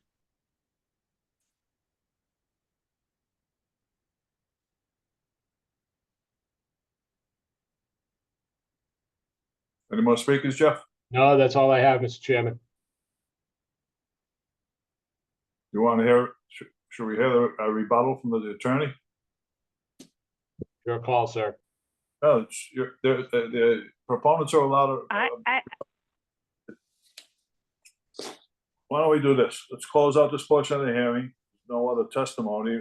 Enter our business session. And I think there was a second comment. It may be registered under the same account, but I think it may be a second person. well, In terms of testimony, right? Yes, that's what it I appears. agree. Yeah, it seems like it. Okay. I don't know. Let's take that then. Caller, if you can identify yourself with the name other than is listed, go ahead. Yeah, hello? yeah, go ahead. Yeah, hi. This is Derek Evans. I'm a Boston property taxpayer on 5 residential multifamily properties in Roxbury near to Franklin Park. I'm an African-American historian, community historian, national civil rights historian, environmentalist, so forth. I'm also a plaintiff suing the city of Boston and others about this project. This meeting and the way in which it has been going, I didn't get a chance to rebut anything that anyone said, and no one else did, when they were feeding what I would submit will, in the end, prove to be irrelevant or unfactual or misleading information. This meeting is part of, whether some of you know it and some of you don't, all of you are paid to be here, I'm not, an adverse taking of a public asset that has 1,000 reasons, good reasons, lawful reasons, cultural reasons, historical reasons, environmental reasons. And for the Morgan and others who say that this is about Black and brown equity, let me tell you, as a Black and brown or brown tri-racial, indigenous, North American, Boston taxpayer, former Boston public school teacher, advocate for children, advocate for sports, advocate for Roxbury, advocate for Boston. Thank you. Advocate for Boston's history and future, that I am going to tell you, as an African-American, etc., property taxpayer, etc., this is an adverse taking. Your process is horrible. It has been from the beginning. You're jam-packing these hearings and these meetings through right now. You know you're in litigation. The mayor and others say that Franklin Park has no policing or safety issues, and he has the gall to call herself, you and others, we, as opposed to what she called the people who said that it did have those issues. And I look forward to this being defeated. Thank you. Thank you, Derek. Anyone else? Yeah, I believe so. There are a couple of the same names. So next caller, Karen, if you can please tell us your name.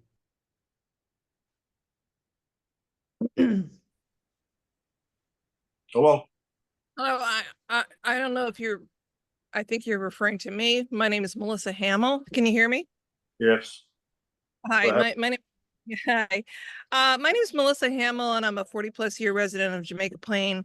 I'm also one of the litigants who is suing the city right now. I oppose this project for many reasons, primarily because it will impact our community in a negative way, not in the rosy picture that has been presented. Franklin Park was designed by Frederick Law Olmsted to be a repose, a respite from the city, from the urban life. It is not meant to be the place for professional sports teams and beer gardens and other, vendors to be selling products. This is a place for peace, quiet, and wildlife, to be able to appreciate nature. We live in a very dense urban community. Jamaica Plain, Dorchester, Roxbury, Mattapan. We need this respite, and we go there to find it. When you bring in 11,000 people every Saturday, congest our streets, take up our parking, and take away our peace and quietude in this precious place, we are very much opposed to this. I'm concerned about the wildlife. I'm concerned about the zoo. I'm concerned about the people who golf on the golf course. This is going to make a tremendous impact on us all. And please, please listen to us. We are not frivolously bringing this lawsuit. We are doing this to defend our Give me a sec. community. Thank you. Okay, Okay. Again, sorry about this, Mr. Chairman. I'm registered under the same name, so whoever is next can talk. Morning, can you hear me? My name is Renee Stacy Welch. Good morning. I am to one of the plaintiffs, and let me begin by saying that yes, we want our White Stadium renovated. We want it for our kids. excuse me, I didn't catch your name. Renee Stacy Welch. Renee Stacy Welch. Okay, thank you.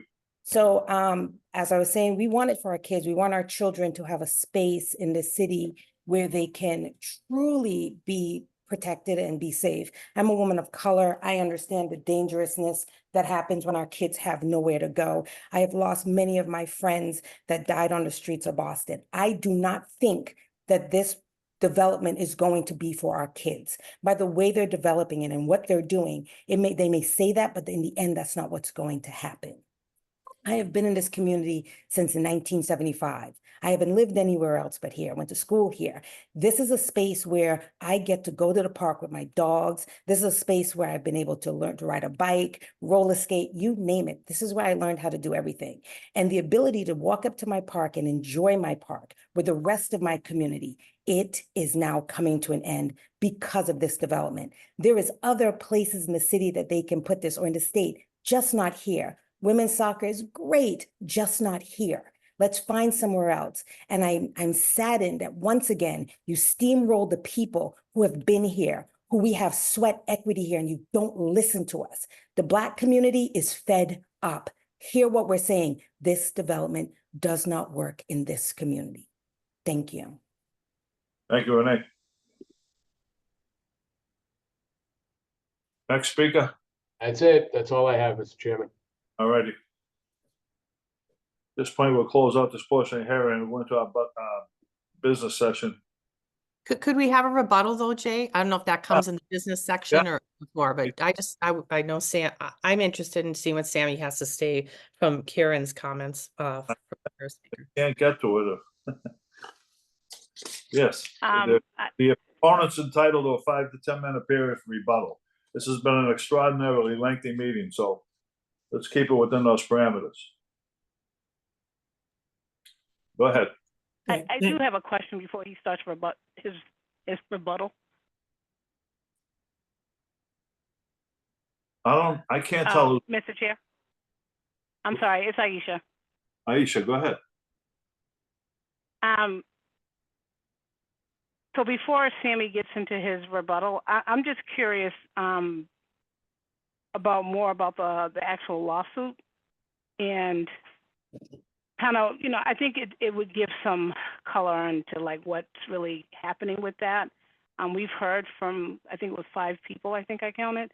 And I just think it would be helpful if we just kind of heard a little bit about that. Okay, Where it stands, et cetera. Thank you, Mr. Chair.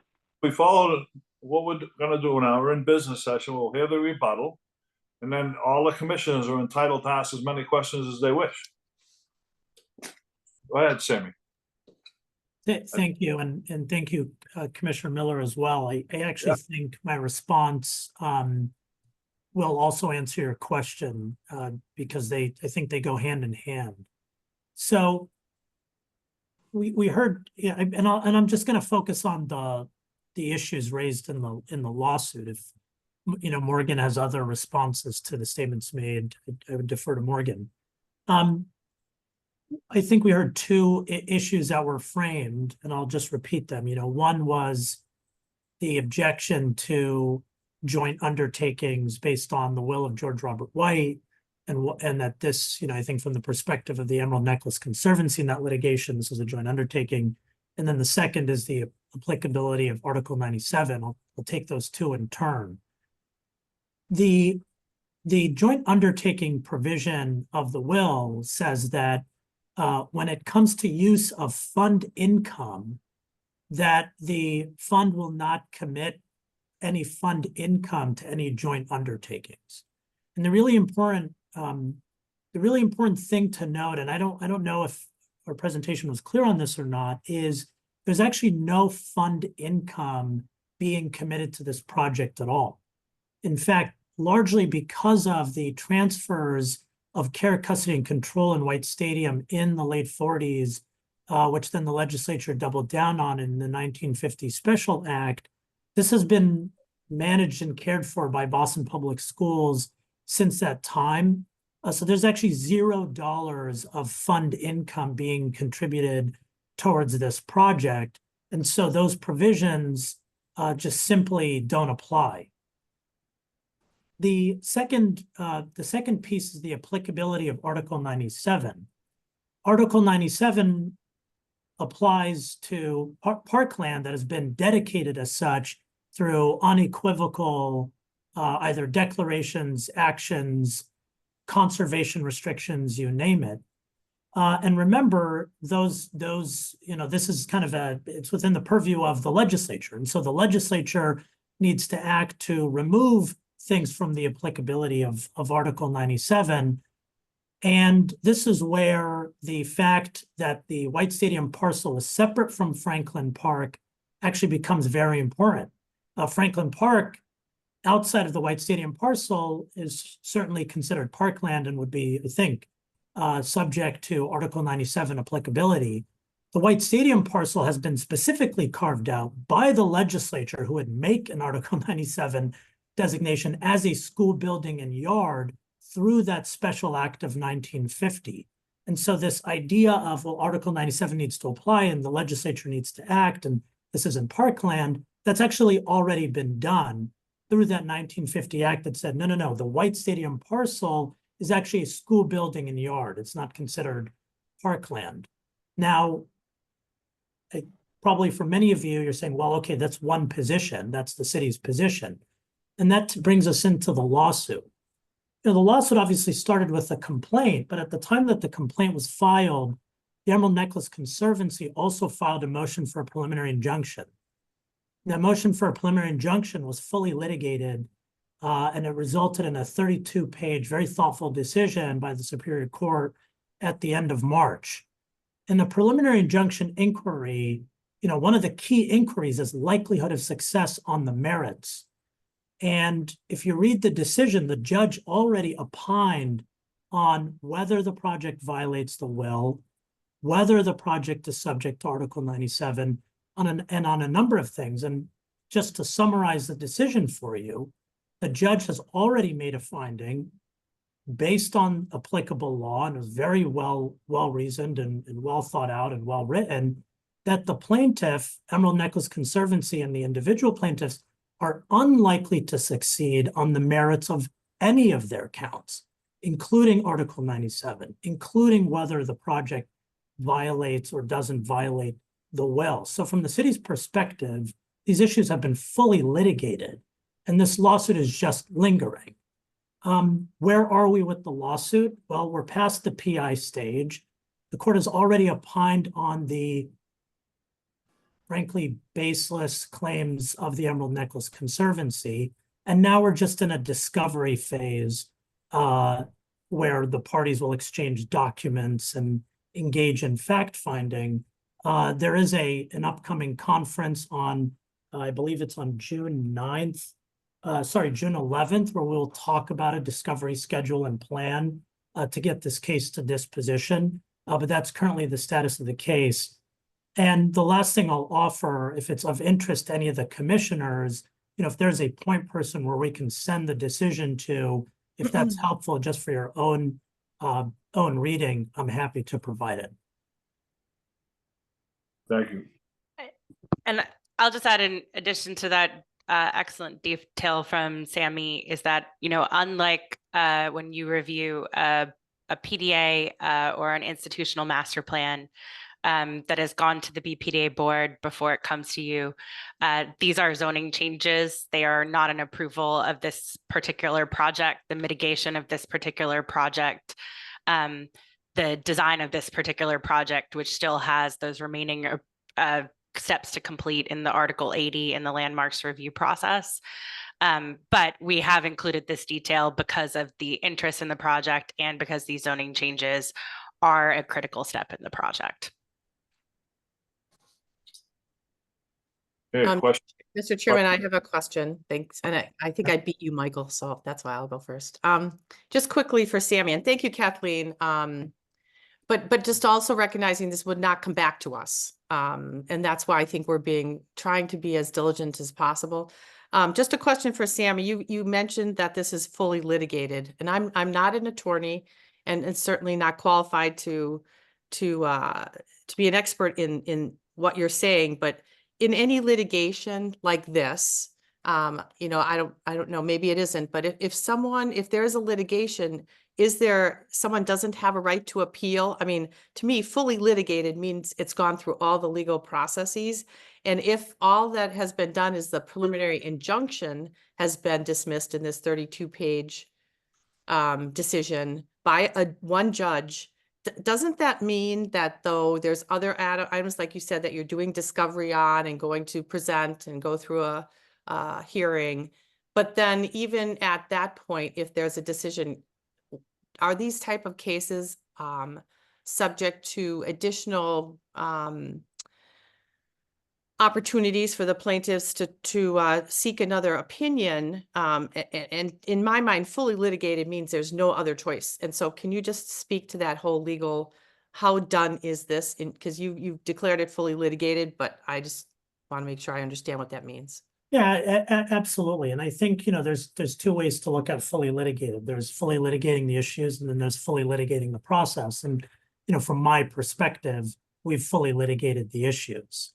The judge has spoken, and from our perspective, we don't see that changing so long as the project and the facts and our view on how the deal should happen doesn't change as well. Right? It's based on the transaction that's been presented to this commission today.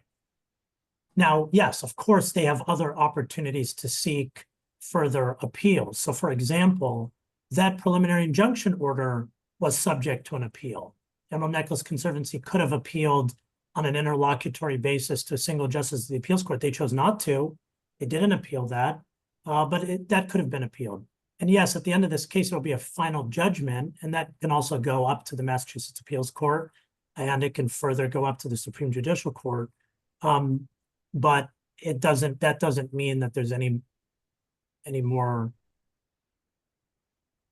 oomph, I suppose, or support to the argument. The city's arguments are fairly straightforward. They're very well supported.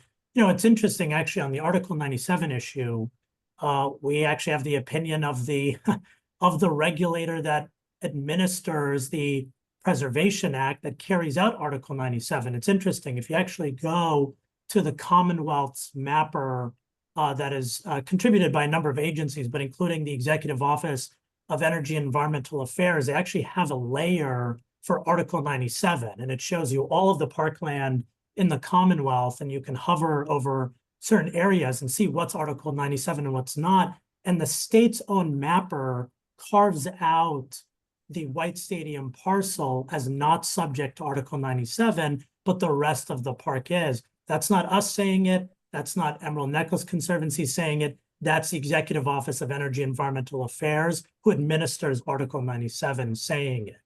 And so that's what I mean by the issues have been fully litigated. But yes, Commissioner, of course, there's plenty more process that the Emerald Necklace Conservancy can put this project through if they want to. Any other questions, comments?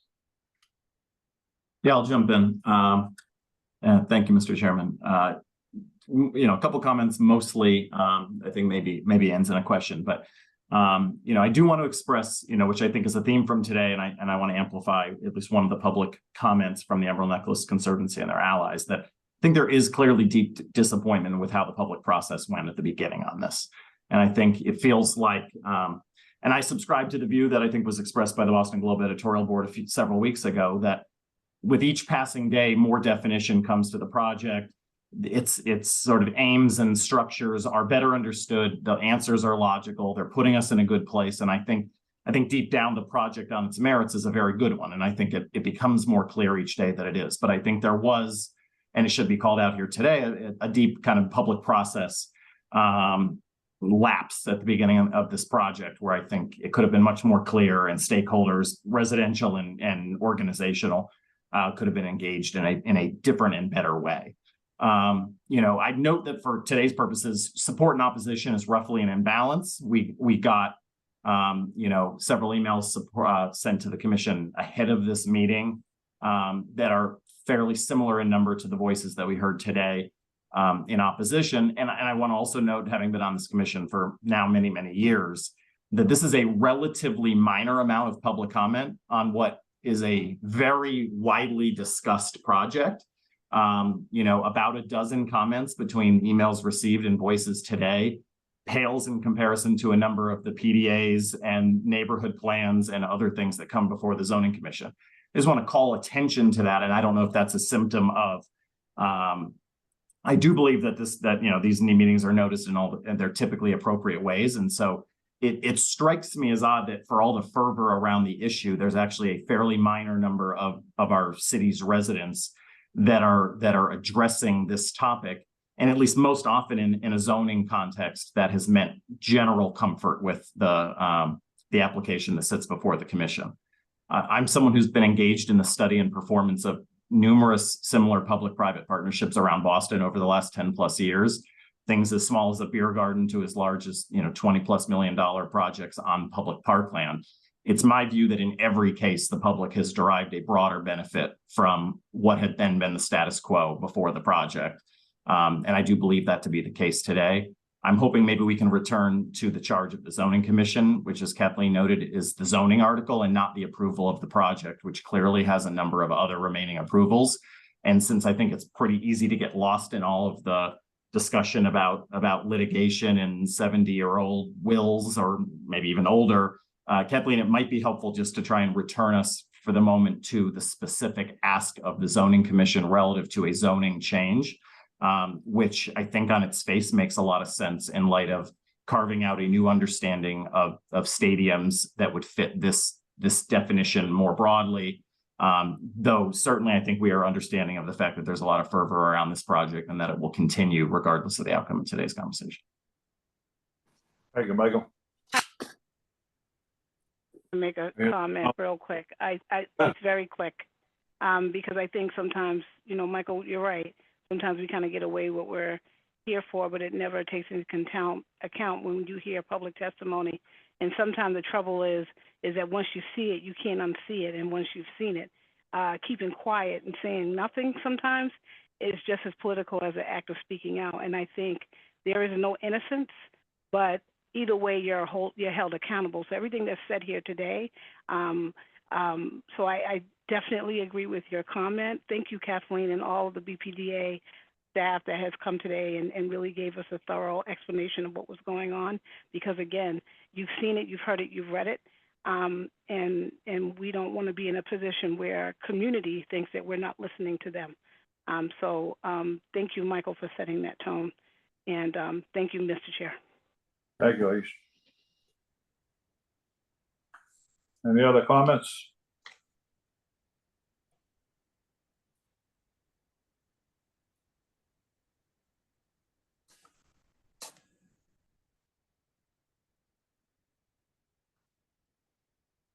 Is everyone frozen? Accept the motion?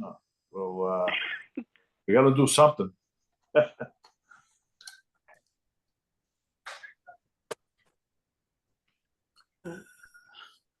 Mr. Chair, I'll make a motion to approve text amendment application number 520, map amendment application number 772, Article 33, open space subdistricts, map 8A, Greater Mattapan Neighborhood District, map 3A, 3B, East Boston Neighborhood District, open space stadium zoning. Thank you, Michael. The second? Second. The motion is second. Any discussion on the motion? Just the one thing I would say is I very much echo what Michael just said in many ways as well, and regarding the task of the zoning commission us here today, but as well as the other sentiments. So, but just want to speak and basically echo and support without repeating what he said, but just to speak, I wholeheartedly agree and want to just put that on the record as well. Thank you, Michael. Any other The only thing I would say is I also agree with you guys, but you know, I do hope that what Michael also said is, you know, in the beginning, this was perhaps you know, the community outreach was lacking here. And I think I agree. The key takeaway is there's still more to do. And as I mentioned to Kathleen, we aren't going to have a voice in that anymore. And so I'm just hoping that there is continued collaboration with the community as this goes through any final stages that proceed. And that's all I'll say. Thanks. Thank you, Jill. And yeah, just I agree, Jill. I think there is, but I think the point is that there does continue to be more and more information coming out. There does seem to be, from the polls I've seen, more widespread support than not support, with you know, the exceptions of the lawsuit and other things going on. But it does feel like there is more support. It does feel to me personally like this is a good plan that will benefit the public, benefit the city more so than it detracts. And yeah, ideally though, it could have been a little bit better at the beginning. I think there have been improvements made from what I've seen and read and heard, and hopefully that will continue. Thank you. Yeah, hi, Jay. Go ahead. Dave, Yeah. Dave, here. Well, I support exactly, you know, what the aforementioned three commissioners just said in whole. And I think it's a giant opportunity because I think it's one of the diamond in the rough type places in the city that if 50 years from now, 100 years from now, it's not there and it's not vibrant, not functioning and serving the public well, I think if we had a chance to go back and look at it, you know, we might regret not acting. So, but I do support it 100%.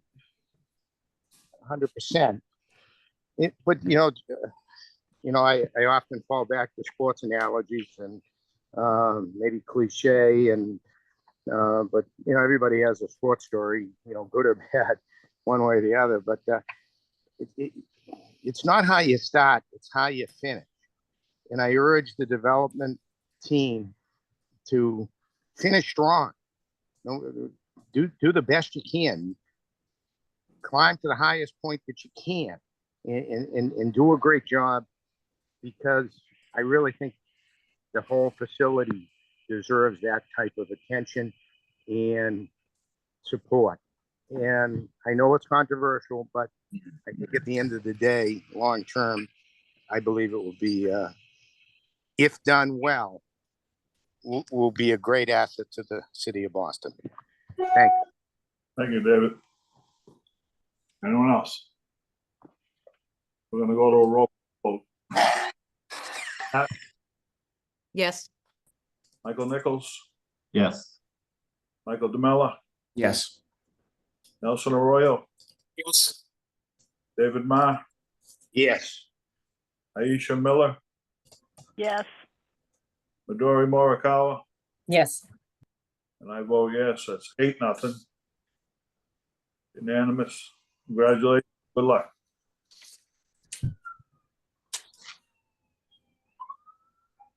All right. Thank you, everyone. Next Thank you. meeting is June 12th.